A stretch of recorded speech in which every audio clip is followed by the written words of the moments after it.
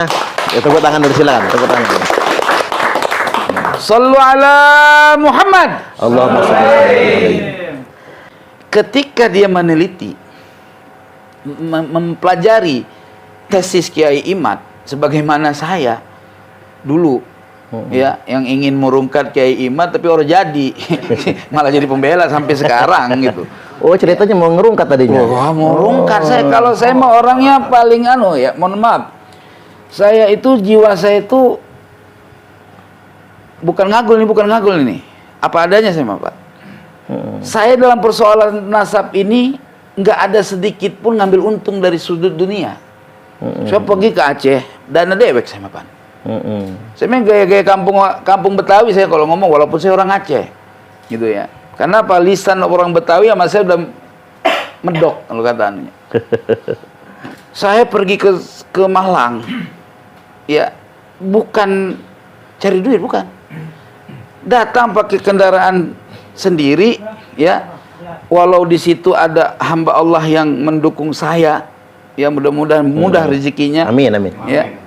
Sampai saya dipersekusi, ya, saya santai aja. Orang saya jalan dengan di bumi Allah, siapa yang mau larang? Ya kan? Intinya, ketika kebenaran itu setelah saya teliti, benar Kiai Imad. Apa alasan saya menentang dia? Coba antum pikir. Apa alasan kita menentang orang yang benar? Gak ada alasan. Nah, maka oleh sebab itu, saya dulu pernah sampaikan ketika pertama kali itu ketika di Gus Fuad Pleret. Saya sampai menyatakan, siapa saja orang yang meneliti nasab Bani Ba'alawi dengan penuh kejujuran, ya, penuh jujur, yang hak-hak, yang batil-batil, pasti ketemu nasab Ba'alawi palsu. Gak ada datanya, gak ada. Ntar saya jelasin. Ya. Memang dalam menetapkan nasab, ya, ahlun nasabah. Kiai Imad, saya itu bukan ahlu nasab, dan Kiai Imad juga nggak pernah bilang dia ahli nasab, kan? Betul, betul. Tapi dia mubahis fil ansab, orang yang membahas tentang persoalan nasab. Dia kaji nasab Alawi palsu, dia sampaikan. Terus tesis Kiai Imad selalu di-framing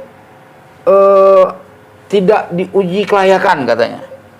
Biar tahu tesis itu ada dua model, ada tesis Magister ya. Atau apa tadi? Magister atau melalui university. Yeah. Nah, tesis itu akan diuji oleh doktor-doktor dan profesor. Betul. Karena untuk mendapatkan satu apa tadi? Gelar gitu loh. Nah, kalau Kiai Imad gak gila sama gelar. Dia nggak perlu dapat profesor, dia nggak perlu dapat gelar doktor gitu loh. Dokter apa doktor? Doktor. Doktor, kalau dokter tukang obat ya. Tukang nyuntik. Tukang nyuntik. Nah, nggak perlu dia. Kenapa? Dia ingin menyampaikan bahwa nasab Alawi setelah saya teliti palsu, dia buat satu karya supaya siapapun orang, mau profesor, mau doktor, mau kiai, ya, mau ustadz yang punya kemampuan ilmu teliti, benar orang? Gitu. Betul, betul. Ternyata setelah tersebar itu tesis tersebut, saya melihat tesis itu, saya nggak baca tuntas loh tesis itu. Tapi saya lihat apa bahasa inti. Nasab Alawi batil karena tidak terverifikasi dari kitab-kitab nasab yang ada di abad ke-4, 5, 6 sampai selesai. Baik, Said. Ini kita udah mengerucut ini. Karena kita sudah masuk dan kita sudah dapat jawaban tentang Ustadz Idrus Islam tentang Roma. Beliau sudah masuk tadi bahwasanya ditinjau dari aspek mana nasab Ba'alawi ini dikatakan batil. Karena hari ini kita menghindari perkataan terputus. Karena kalau putus pernah nyambung. Ibarat orang cerai kan pernah nikah berarti kan. Nah, hari ini kita ingin mendengarkan penjelasan dari beliau, apa tinjauan dan kajiannya untuk menegaskan nasab Ba'alawi ini batil, sekaligus juga tentang apa sih urgensinya kitab sezaman untuk mengisbat nasab ini. Kita persilahkan. Baik. semua para ilmuwan ahli nasab, ya, dari zaman ke zaman itu menetapkan sesuatu ndak asal-asal main, ndak ada sistem mimpi, ya, ndak ada sistem melalui proses kasab, ya, tidak juga melalui konsep sistem baru paham Atau prasangka ya. ya, baru paham. Dulu gua nggak paham, sekarang gua baru paham. Nggak ada begitu, nggak gitu loh, ya. Jadi batalnya sesuatu dalam ilmu nasab itu sebenarnya muradif dengan ilmu hadis, karena setiap fan ilmu itu dia punya gaya tersendiri ketika berbicara sufi. Istilah-istilah ulama sufi jangan dipahami dan ditahkim dengan begitu terburu-buru dalam kacamata fikah. Setiap fan ilmu itu punya kamarnya masing-masing. Ya.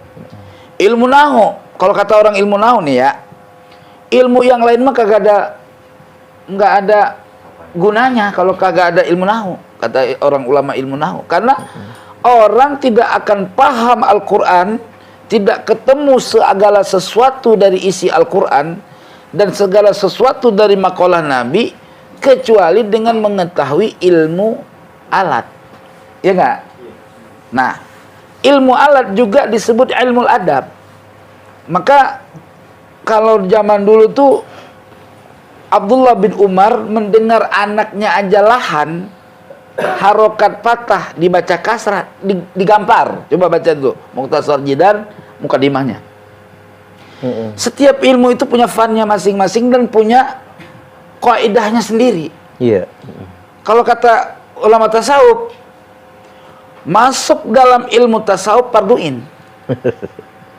Kalau kata ulama fikih, fikih dulu.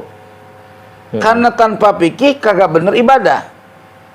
Kalau kata tasawuf, tasawuf dulu, akhlak dianuin, dibenerin, ya nggak? Kata ulama tauhid, orang kena. Iya. Kalau belum makrifat Tuhan, sholat lo bener. Siapa yang lo sembah? Lah kaider. Kalau dipisah-pisah begitu. Ya. Paham nggak kira-kira?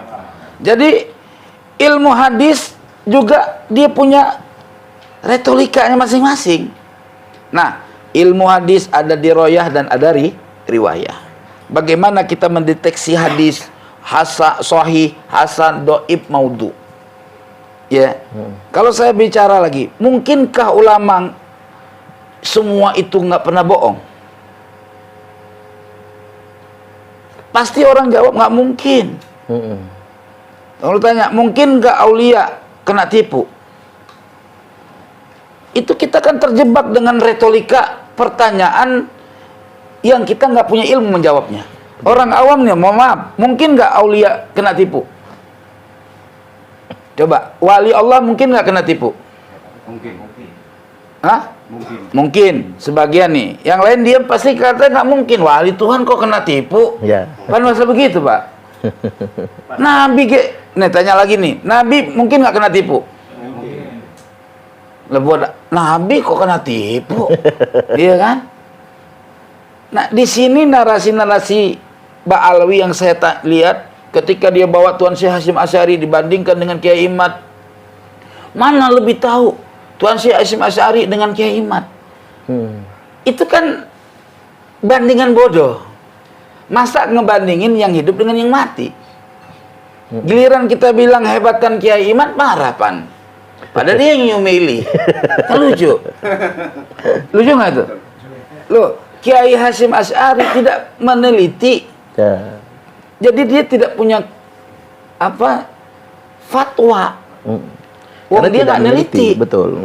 Bukan berarti Kiai Hasyim Asy'ari nggak punya ilmu. Salah. Bila mana nih Tuan Syekh Hasyim Asy'ari masih hidup, sungguh Tuan Syekh Hasyim Asy'ari mengatakan Ba'alawi batal, Kiai Imad benar. Ya. Gitu loh. Kenapa? Fakta, data. Gitu loh. Hujah dan dalil. Hujah dan dalil. Jelas nggak pelan-pelan nih saya ngomong nih? Ini waktu jangan dibatasin ya. Ya, nggak dibatasin. Biar sampai jam berapa biar danta gitu. Jadi ilmu nasab juga sama. Ada ilmu nasab dirayah, ada ilmu nasab riwayah. Tinjauannya dari mana nih? Kalau bahasa sahih ada sahih riwayat, sahih sanad, rijalnya siqah. Ada matan ditinjaunya. Betul. Urutan sanad silsilah rawi itu hadasananya siqah, bagus. Matannya maudhu, bisa terjadi. Saya contoh, ada riwayat saya mengatakan mi'raj Nabi dengan ruh. Sahih riwayatnya. Matanya maudhu. Kenapa? Mukhalif daripada zahir makna Al-Quran. Matanya maudhu.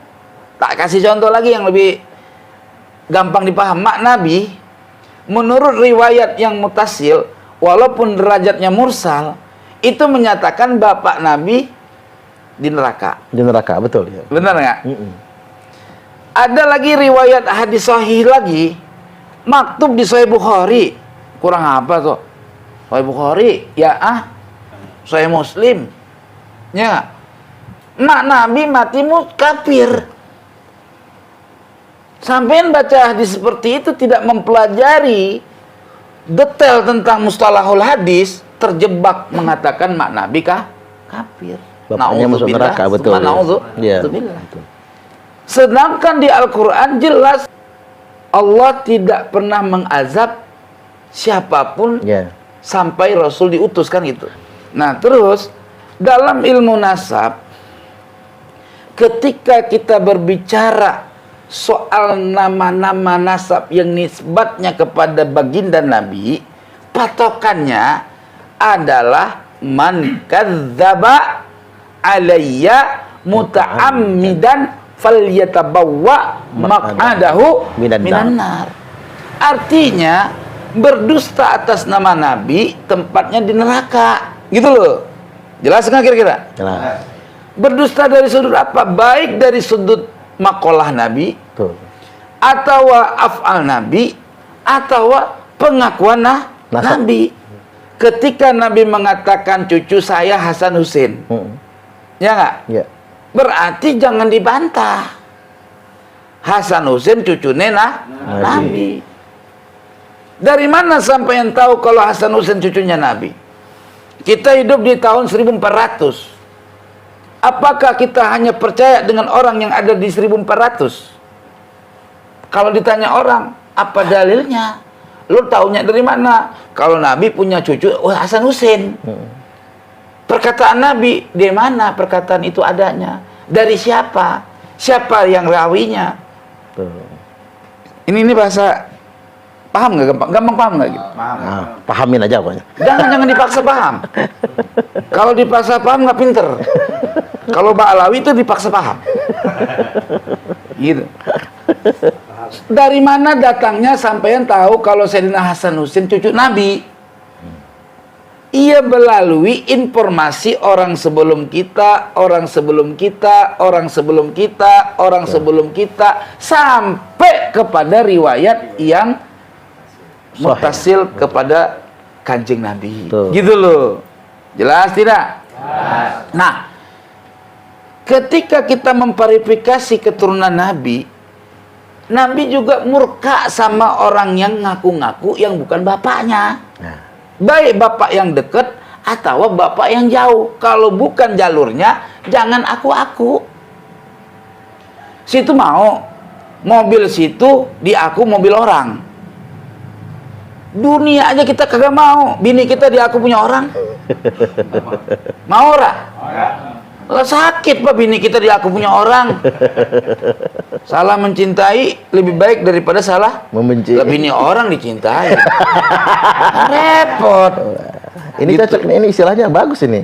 Iya kan orang itu makalah itu nggak ada datanya, bikinan. Mahamba nggak perlu dalil. Mahamba cinta nggak perlu dalil, mah cinta palsu. Iya. Pan ada nyanyinya. Jika benar cinta itu buta. Iya. Ini kalau ada Bu Goma enak ini. Iya. Nanti diundang sama Bung Roma. Ya. Ntar lagi nih Bung Roma. Ya, Undang Said Kori biar agak serem. kagak ngarap sih, tapi ya Mau aja. diundang, ya namanya diundang. Nanti kan kayak Sono. Ya. Oke. Nah, nasabah Alawi ini berhubungannya dengan generasi 12. Nah, ini primer. Masa hidup 500 tahun setelah wafat Rasul itu primer. Primer. 600 tahun kemudian itu sekunder. Kalau bahasa saya itu. Artinya kalau Bapak punya nasab dari jalur primer ke atasnya nyambung, nggak ada gugatan, tetapi dari ke bawahnya, dari abad 600, 700, ya, 700, 800 itu, sampai sekarang ada ketidak diketahuinya, majhul nama itu. Ya, maju. Tidak disebutin. Itu bisa dimainin. Makna bisa dimainin dengan ilmiah. Di kitab lain ada nggak? Satu aja ada kelar. Gitu loh. Iya. Kelar masalah. Tapi kalau riwayat 12 generasi itu primer, pokok, karena sangat-sangat dekat dengan masa Rasul. Jelas nggak kira-kira? Ubaidillah yang diklaim sebagai anak Ahmad bin Isa, ya, itu generasi 11. Nih, Taurut. Ya. Ubaidillah yang kita klaim dulu nih, bin Ahmad bin Isa bin Muhammad, ya, bin Ali bin Ja'far, ya kan, bin Ja'far bin Muhammad, ya kan, bin Muhammad bin Ali Zainal Abidin, ya nggak, ya. Udah berapa tuh, ya, 8. bin Sayyidina Husain, ya, bin Sayyidah Fatimah binti Rasulillah. 11 kan? Ya, betul. 11 nggak? Pas 11. Sampai ke Rasulullah pas 11 nggak? Penting kalau nggak ada data mah rungkat semua itu. Penting itu. Pelajari yang benar, yang lurus. Nah, sekarang kok ada orang namanya Ubaidillah tidak terdata dalam kitab-kitab nasab tempo dulu. Dari kitab nasab yang mutasir riwayat nggak ada. Wong riwayatnya nggak ada. Bagaimana wujud orang tanpa ada riwayat? Itu namanya dongeng sebelum tidur. Gitu loh. Halusinasi, nama orang dibuat-buat itu.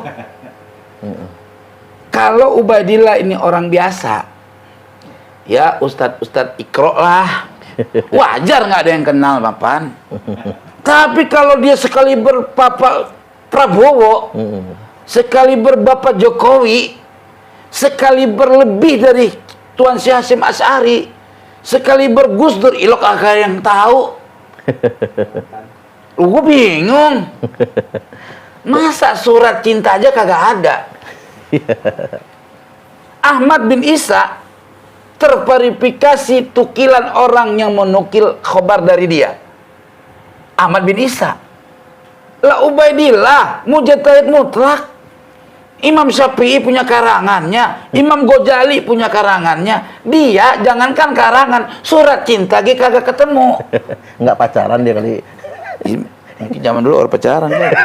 Gitu kan? Paham nggak kira-kira? Ya, paham ya. Enggak kan? Alwi hebat. Amul Pakih bisa terbang 70 kali ke langit jumpa sama Tuhan. Mi'raj. Orang pakai buruk loh. Wong Nabi aja sekali seumur hidup pakai buruk. Dia mah kagak pakai apa-apa, cus. Begitu kan? Kesaktian dia sama Nabi. Gue bingung. Sekaliber itu mampunya, ya nggak? Ilok kagak ada karangannya. Nggak ada karangan. Bang, mohon maaf ya. Gue kan nggak pinter, gue mah. Ya jadi gue ngomong nak. Ya, nggak apa-apa. Saya kagak pinter, saya mah. Iya. Bukan orang hebat ilmu mah. Ya, cemen ilmu kita. Tapi doyan nulis. Karena hobinya orang-orang cerdas, tingkatnya udah tingkat aulia, hobinya nulis. Apa gitu ditulis sama dia? Siapa ulama yang pada tingkat derajat martabat tinggi, yang syuhrah hebat, Syekh Abdul Qadir Jailani, Iya. ada tulisannya, banyak karyanya, ya nggak? Ngapa dia kagak ada? Gue bingung. Ini orangnya ada nggak sih sebenarnya? Diklaim hebat tapi nggak ada apa-apanya, nggak ada bukti, Itu. nggak ada kitabnya. Betul, betul. Ulama yang ada di zamannya boleh cek. Imam Nawawi, Imam Rafi'i, ya, tidak pernah tahu nama Amul Faqih Muqaddam. Iya. Gue bingung. Seringkali di dalam kitab karangan Imam An-Nawawi, qala, misalkan ulama anu sebutin sama dia, Iya. ya kan? Kalau di Yana qala Al-Auza'i, Iya. disebutin, ya nggak? Qala Imam Syafi'i, tanda orangnya ada. Iya. Benar-benar. Betul. Nah, Ba'alawi dari nenek moyangnya sampai Muhammad Maulad Dawilah hebat, tapi nggak ada orangnya. Betul, betul. Kuburannya ada, boleh gali. Kalau ada, tahu gerbong pisang apa bingung kita. Hampir sakit kepala kita hari ini. Gue mah dimusuhin, gue mah nggak masalah. Ya, gara-gara menurunkan nasabah Alawi dibunuh aja. Ular aja bisa matok, nggak punya tangan. Masa kita diciptakan tangan sama Tuhan, punya kaki, orang bisa nangkis? Ya, Ya. nggak kuat, lari, udah lari mati, ya kan? Naas itu mah, ya nggak? Jelas tidak kira-kira? Jelas. Jadi nasabah Alawi batal karena tidak ada sumbernya. Jelas? Gampang jawabannya. Ketika mereka bilang banyak sumbernya, mana? Kayak kucing aja, mana? Ya. Iya, mana sumbernya, mana? Sumber kok ada di abad 9-10, Setelah 5 abad lebih kemudian. 600, bukan 5 abad. Ya. 6 abad. Belum saya bongkar, Ahmad bin Isa tidak pernah wafat tahun 345. Ntar saya bongkar semua. Rungkat kali ini saya bongkar. Silakan, kalau ada pertanyaan lagi. Nah, jadi jelas ini bahwasanya nama-nama yang dibanggakan oleh Ba'alwi, mulai dari Ubaidillah, Alwi, sebagainya, Amul Faqih, adalah nama-nama yang mereka klaim sebagai ulama besar, orang hebat kan begitu. Tapi pada kenyataannya dari sumber primer kitab nasab nggak ada catatan nama itu. Bahkan ini berlangsung selama 5-6 abad lamanya. Dari data sekunder, katakanlah dari kitab hadis, kitab fikih, ada ulama-ulama eksternal yang berkomentar tentang mereka pun tidak ada. Jadi berdasarkan sumber primer, berdasarkan sumber sekunder, tidak ada penyebutan sama sekali tentang nama-nama yang diklaim sebagai nenek moyang Ba'alwi. Sampai di sini jadi paham kita bahwasanya nama itu memang tidak ada. Ya jangan-jangan tadi itu dulu ada sosok sebenarnya nama yang terkenal, Ubaidillah juga. Ubaidillah bin Ahmad juga. Tapi yang mendirikan dinasti Fatimiyah ternyata ketika diperangi oleh Khalifah Salahuddin Al-Ayyubi, dia ngaku-ngaku sebagai dzurriat Nabi padahal dia Yahudi. Makanya jangan heran sekarang kalau tes DNA yang ngaku-ngaku cucu Nabi itu juga DNA-nya Yahudi. Karena mungkin barangkali Ubaidillah yang diklaim sebagai moyang mereka adalah orang yang sama. Kita masih pakai barangkali karena untuk menyambungkannya butuh data yang lebih lengkap lagi. Baik, kita akan lanjut lagi kepada kajian yang berikutnya. Tadi sebentar kita lihat ke PN dulu biar berurutan. Oh ya, mereka mengklaim bahwasanya Imam Ahmad itu dengan lakop Al-Muhajir yang mereka klaim sudah berhijrah ke Yaman. Apakah benar menurut kajian Teguh Qori Imam Ahmad bin Isa ini Al-Muhajir betul-betul hijrah ke Yaman? Jadi demikian. Baik. Ahmad bin Isa yang digelar Al-Muhajir pertama ya. Ya. Gelar Al-Muhajirnya saja itu tidak pernah didapatkan di dalam berbagai kitab-kitab nasab dan kitab-kitab tarikh kecuali dari golongan dia sendiri. Ya. Ya.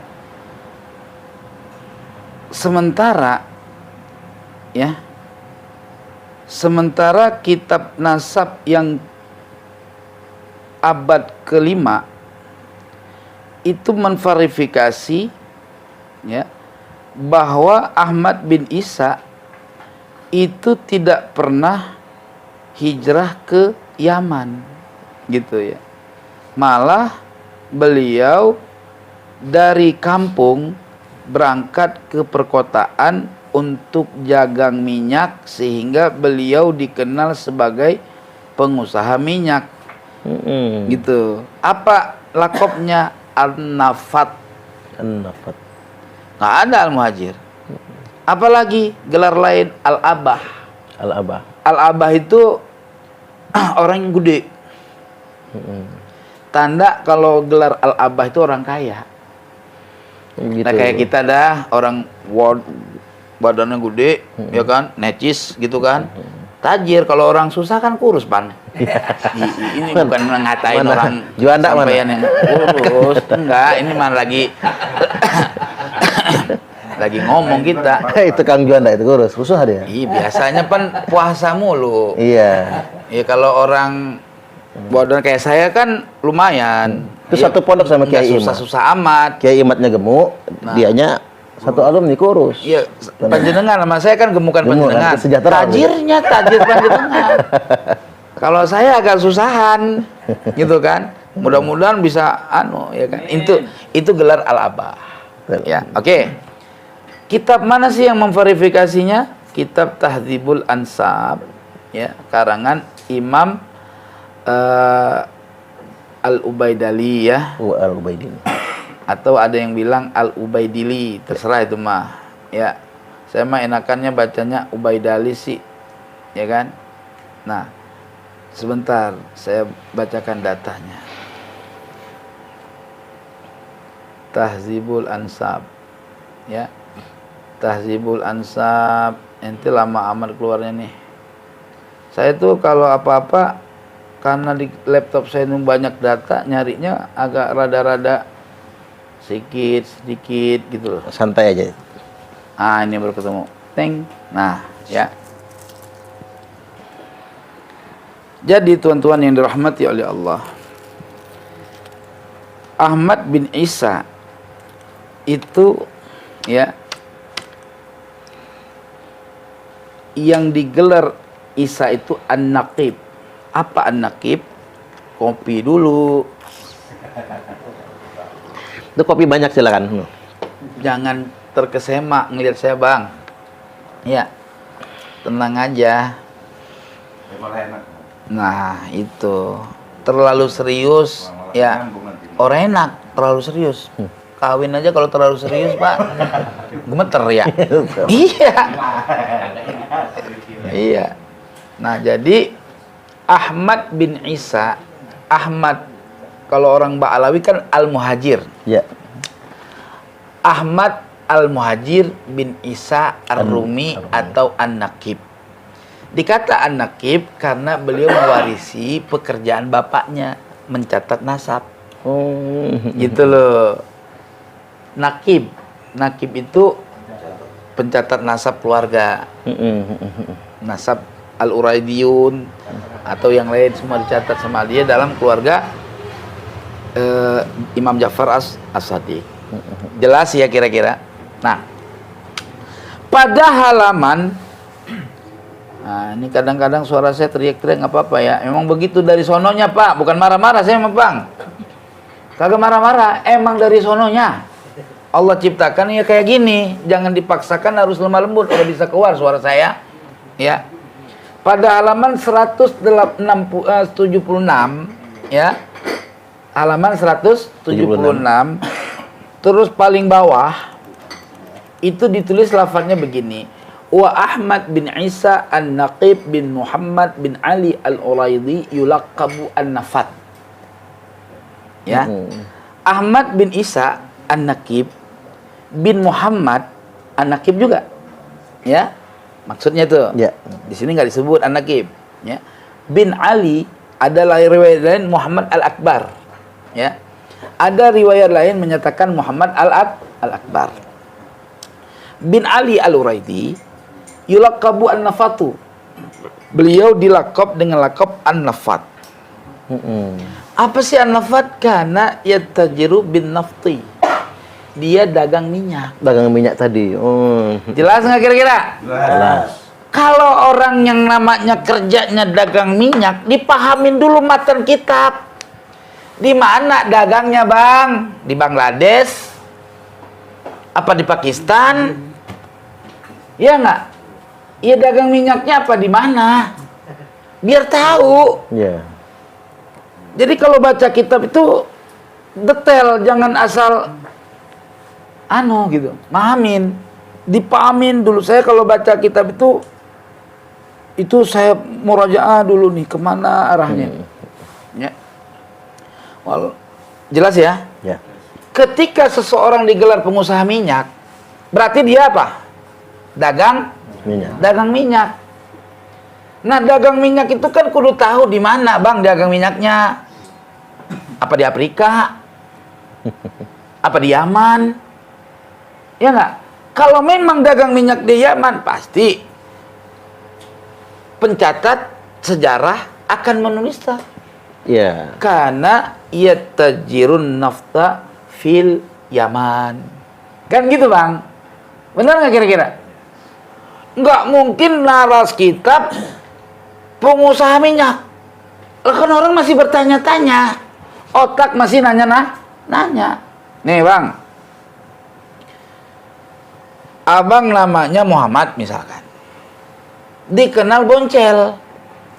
Otak orang kan mikir, bentuknya pasti boncel. Bener nggak kira-kira? Ya. Nah, ketika dikata boncel, ini pernah pertanyaan, boncelnya apa karena kakinya patah? Apa memang dari baru lahirnya boncel? Kan ada, Bang, orang yang kakinya patah. Boncel nggak tuh? Ya kan? Boncel. Kakinya patah jadi bengkok. Gitu loh. Jadi jangan, ya boncel kan? Ya. Iya. Nah, orang harus berverifikasi. Bang, numpang nanya, Bang. Nanya, apa, Pak? Kenal Bang Kodir nggak? Kodir mana ya? Tukang ojek. Sini banyak, Bang, tukang ojek, Kodir. Ono yang di tukang ojek di Pangkalan apa misalkan? Simpang 2 misalkan. Ini nggak ada Simpang 2 sih, ya. Banyak. Sobong. Ya. Orang, ono rumahnya. Gitu loh. Bang, kenal sama Muhammad. Kang Muhammad nggak? Kang Muhammad mana ya? Oh, mohon maaf ini ya, yang matanya buta, tukang pijit. Tuh, ketahuan. Lah kalau orang digelar pengusaha minyak, udah tahu orang pengusaha minyak. Cuman dagang minyaknya di mana? Kan kudu tahu orang. Jadi kalau musannif tidak memverifikasi di mana dia dagang minyak, ya berarti penulis itu tidak detail menceritakan siyakul kalam yang dimaksud Ahmad bin Isa. Jelas tidak? Jelas. Oke. Sekali lagi yang biar kompak apa? Kalau jelas jelas ora? Jelas. Tuh begitu. Itu baru laskar. Ini laskar kayak belum makan, kasih makan. Ya. Barulah musannif ya ingin memberikan penjelasan terkait dia punya cucu. Kalau orang menyebutkan anak yang lebih karena dia punya cucu yang panjang, ya dia dahulu menyebutkan cucu dulu. Karena kan orang Arab itu kan selalu memakai istilah bin.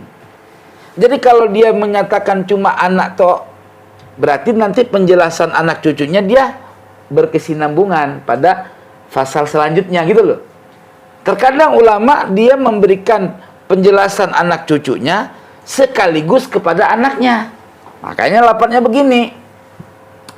Min waladihi atau min wuldihi Abu Ja'farin al-A'ma Muhammad. Tuh. Sebahagian daripada cicitnya atau anak keturunannya Said Ahmad bin Isa itu berkunyah, berlakop atau yang dikenal dengan Abu Ja'far. Al-A'ma, orang yang buta. Oh. Kang Abu Ja'far Al-A'ma, berarti yang maksudnya Abang Abu Ja'far atau Sayyid Abu Ja'far, orang buta. Orang yang buta. Nama aslinya siapa? Kan kudu tahu, Bang. Misalkan nih, Bang.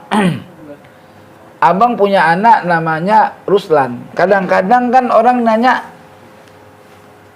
manggil nama anak kan? Betul. Ya nggak? Rumah bapaknya Ruslan mana? Nah, gitu. Gitu kan? Kadang-kadang bini juga dipakai nama lakinya. Pok, numpang nanya, Pok.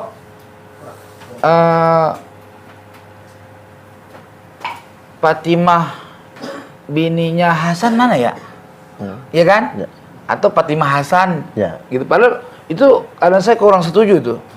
Ya, masa Fatimah Hasan ke lakinya bukan ke bapaknya kan? Nah, itu terbelakangan, Bah. Ya kan? Udah ya? Yeah. Artinya dia ngebahas nama orang yang gampang dikenal Abu Ja'far Al-A'ma, orang Arab begitu. Kalau ada yang buta disebut Abu Ja'far, orang buta Al-A'ma. Nah, ya kan? Nah. Kalau dia hobi melihara kucing, orang Arab Abu Hurairah. Ya. Gitu kan? Paham nggak kira-kira? Begitu. Nama aslinya siapa, Kang? Muhammad. Nah, jadi Abu Ja'far tadi. sebagian daripada keturunannya Ahmad bin Isa itu Abu Ja'far, orang yang buta, yang nama aslinya Muhammad. Muhammad itu anaknya siapa? Muhammad anaknya Ali. Ali itu bapaknya siapa? Bapaknya Ali Muhammad. Muhammad yang bapaknya Ali berarti kakeknya Muhammad Abu Ja'far. Itu juga berlakop Abu Ja'far. Bedanya cucunya buta, Al-A'ma, engkongnya tidak digelar A'ma karena nggak buta. Sama-sama keturunan Ahmad bin Isa. Kan begitu. Jelas tidak kira-kira? Nah, Muhammad Abu Ja'far anaknya sopo? Yang di sini disebutkan Muhammad. Saya menjelaskan dari kitab lain untuk supaya dapat terverifikasi Abu Ja'far Al-A'ma ini cicit Ahmad bin Isa. Sedangkan Muhammad Abu Ja'far atau Abu Ja'far Muhammad yang tidak ada istilah Al-A'ma itu anaknya langsung Ahmad bin Isa. Gitu loh. Nah, Muhammad bin Ahmad Amiya fi akhiri umrihi, yang mengalami kebutaan Abu Ja'far Al-A'ma tadi gitu. Kan dia kan pinter nih musannif nih. Orang itu buta kan dikasih bayan sama dia. Butanya kapan? Apa dari bocah? Gitu loh. Apa dari pertengahan pas masih muda? Dikasih tahu Ahmad Abu Ja'far Muhammad Al-A'ma itu mengalami buta di masa tua. Oh, iya. Gitu loh. Dia fi akhiri umrihi, di detik-detik akhir umurnya, berarti masa tua. Katarak gitu. Katarak. Kan gampang kan verifikasinya zaman sekarang istilahnya kan? Buta karena katarak. Atau karena glukoma. Glukoma apa glukosa? Glukoma. Kan gitu. Paham nggak kira-kira? Nah, selesai. Ada kurang nih. Oleh musannif ada kurang. Kalau gua nih, oh iya. Ono gua belum jelasin Ahmad ini dagang minyaknya di mana? Kan gitu. Benar nggak kira-kira? Ya, Wan hadara ilal Basrah. Dan Basrah. turun gunung Ahmad bin Isa menuju kota Basrah. In hadara, turun gunung. Maknanya apa? Dari kampung menuju kota. Kota apa? Basrah. Kota Basrah ngapain? Jualan minyak. Jualan minyak.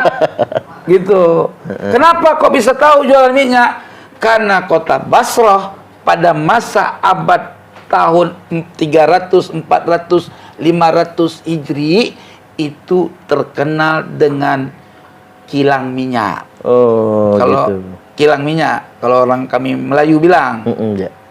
oh ini orang Melayu juga ya? Melayu. Melayu. Betul Melayu semua. Nah, Artinya banyak pabrik minyak. Minyak apa? Minyak kelapa sawit. Apa minyak itu terserah itu mah. Asal yang penting minyak.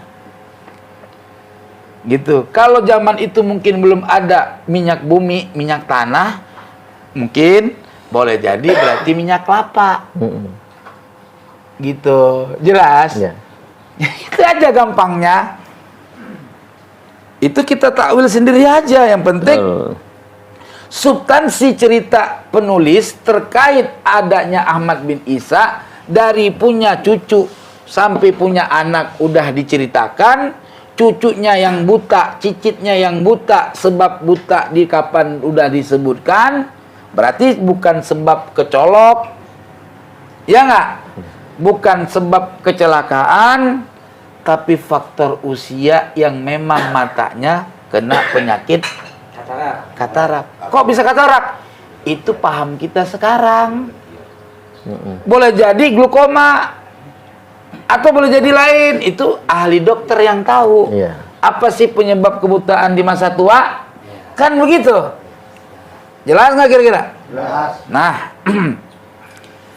wa aqama biha, karena beliau tinggalnya di Basrah, dagang minyak, buka stan minyak supaya orang lain, kalau saya mah begitu, pahamin, jangan minyak, bukan begitu, bukan, susah itu mah, nggak digelar abah, pan, paham nggak? Kalau orang dagang minyaknya dagang keliling, itu bukan al-abah, bukan orang kaya, gitu loh. Namanya gelarnya an-nafat. Orang Arab ketika menggelar seseorang itu dengan kata-kata an-nafat, itu orang itu bukan pedagang ecek-ecek, gitu loh. Jelas nggak? Gitu. Abu Rizal Bakrinya itu dong. Ini ya sampai santai aja. Ya, silakan. Gitu. Ngopi dulu. Udah? Oke. Udah jelas? Jelas. Kita lanjut ya. Lanjut, kelar. Tadi berarti turun gunung, berarti kalau bahasa kita nih di sini nih, ya. Kalau saya nggak ngerti daerah sini ya, daerah Jakarta ada ya. Ya. Dari Bogor pergi ke Priuk, karena Priuk itu pinggir laut, tempat pusat kilang pabrik. Nah, kalau dimaksud tempat kilang pabrik, berarti Ahmad bin Isa ini bukan agen. Lebih besar kemungkinan dia pemilik kilang. Ya. Gitu loh. Nah, gini, itu udah Sebentar, belum kelar. Ya, belum kelar. Ya. Kelarin dulu. Wa qoma biha, karena dia di situ pabriknya, supaya pengurusan pabrik itu nggak jauh pula mondar mandir naik ontak, kan bahasa gitu ya. Ya. Iya, dia Mukim. bikin rumah di situ, mukim di situ. Soal habis mukim dia pergi ke Prancis, pergi ke Undunus, yang riwayat lain Ahmad bin Isa pernah pergi ke Undunus, ya. Dalam kitab Al-Asyairul Irak apa lupa saya, ya. Itu pernah dikatakan Ahmad bin Isa wahajara Ahmad bin Isa ila Undunus, ya. Undunus itu Uzbekistan. Ya. Terserah.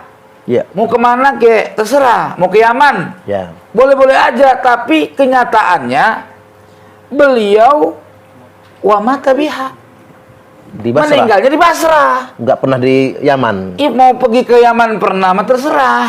Betul. Tapi yang menjadi patokan di otak kita, beliau nggak pernah pergi hijrah sampai meninggal di Yaman. Data kitab ini memverifikasi Ahmad bin Isa, ya, dari perkampungan Basrah, dari dataran tinggi Basrah, Ke kota. turun ke kota untuk ngapain? Dagang minyak, Dagang bikin pabrik minyak, Menetap. tinggal di situ, meninggal di situ. Meninggal di situ. Jadi kuburan yang di Yaman itu Hasil mimpi.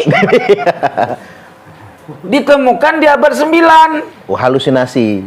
oleh siapa? Abu Bakar bin Abdullah Al-Idrus, tuh yang tukang rongsennya. Pengerosan kuburan tadi itu. Makanya dia digelar oleh kalangan mereka, ya, apa? Syekhul Jinni wal Insi wal Malaika. Itu. Jadi anak buahnya tuh jin, malaikat semua. Walahu auladun, dia punya anak banyak. Banyak dalam istilah kalimat aulad jamak taksir. 3 sudah masuk banyak. Kalau 2 belum banyak, masih apa namanya? Tasniah. Tasniah, betul. Kalau 1 ahad. Ya. Gitu loh. Jelas tidak kira? Ya. Selesai. Wa akhahu bil jabal, saudaranya ada di gunung. Tuh. Ya enggak? Berarti dia dari pegunungan bukan tuh? Dari gunung turun ke kota. Turun ke kota. Jadi pengusaha. Gitu loh. Walaupun ada yang taklik bil jabal, itu yang dimaksud bil jail. Jail itu daerah Irak juga. Gitu. Itu dari bahasa Basra juga. Ya. Walau auladun, saudaranya yang ada di gunung, di kampung, kalau bahasa kita tuh punya keluarga, punya anak-anak juga. Berarti terverifikasi bahwa Ahmad bin Isa ya punya abang, punya adik, ada di kampung. Gitu loh. Sosok ini Merantau betul-betul dia. ada. Jelas suara itu? Jelas. Lalu, Enggak nih. Dasar mana Ahmad bin Isa dilakop Al-Muhajir? Dasar apa Ahmad bin Isa dikatakan pernah pergi ke Yaman, meninggal di Yaman, atau Hadramaut, meninggal di sana? Pertanyaannya, sumbernya mana? Tolong hai Ba'alawi, tunjukkan sumber. Kalau Ahmad bin Isa lahir apa? Bukan, merantau ke Hijrah ke Yaman. Hijrah ke Yaman. Ke Yaman, meninggal di Yaman. Datanya mana wong Ahmad bin Isa ada di abad 3? Ya. Abad 3, kalau kata mereka abad keempat tuh. Ya. Ya. Abad 3 adanya abad 3 ya. Ya. Ngapa keterangannya cuman puter kayak gasing di abad ke-9? Allahumma anta salam wa minkas Oke, salam. Waalaikumsalam. begitu. Jelas dah. Jelas. Shadaqallahul azim. Itu data udah ada. Mantap. Abad ke-5 menverifikasi oleh ulama ahlun nasabah yang bernama Ubaidili atau Ubaidali, Ahmad bin Isa ora pernah pergi ke Yaman. Wong dia mah tinggal mah di Basra, ya nggak? Usaha di Basra. Meninggal di Basra, usaha di Basra. Ya. Ba'alawi ngakuin Ahmad bin Isa tinggal di Basra, punya anak Ubaidillah. Ubaidillah kawin di Basra, punya anak di Basra. Namanya anak pertama Alwi, anak kedua Basri. Dalam usia 20 tahun atau 22 tahun, bareng-bareng bapaknya berangkat ke Hadramaut. Inilah penyelewengan data. Iya. Jelas nggak? Data yang benar yang dia sudah dapat verifikasi, Ahmad bin Isa Basarian, orang Basra. Jelas? Pemalsuan sejarah dimulai di itu dia, Bang.